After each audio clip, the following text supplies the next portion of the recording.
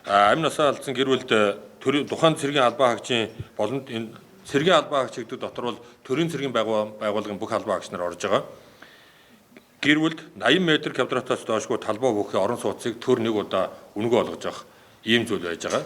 За энэ нь ямар хэмжээний зүйл байна вэ гэхээр энэ хуулийн 9-т нь бол 18-ны дугаар зүйлийн 3 дахь хэсэг заасан орон сууцны үнийн дүнгийн хэмжээ нь хөдөлмөрийн хөлсний доод хэмжээг 500 дахин нэмэгдүүлсэнтэй тэнцүү байна гэж үзэж байгаа. Энэ нь ойролцоогоор өнөөдрийн ханшаар бол 300 сая төгрөгийн өртөг бүхий ийм одоо орон сууц олгох шийдвэр байж байгаа. Мэдээж хүний амьдрал баян болохоор зарим нь орон сууц авахгүй бэлэн мөнгө авах тохиолдолд бол энэ хуулийн заалт үйлчлэлээр явж болохоор заасан.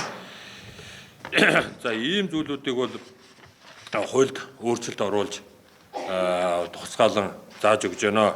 Тэгэхээр өнөөдөр яг одоо энэ хууль батлагдах юм бол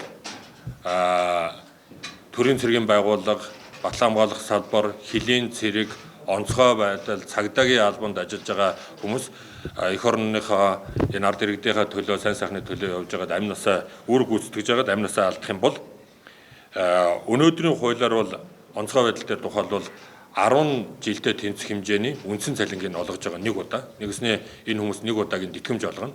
Хоёрд бол тэжээгчээ алдсны хүүхдүүдэд нь бол 18 нас хүртэл нь цалингийг олгоно.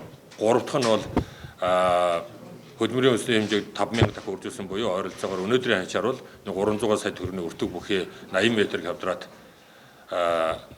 80 м квадрат орон сууцыг төрөөс олгодог ийм зохицуултыг оруулж өгч байгаамаа.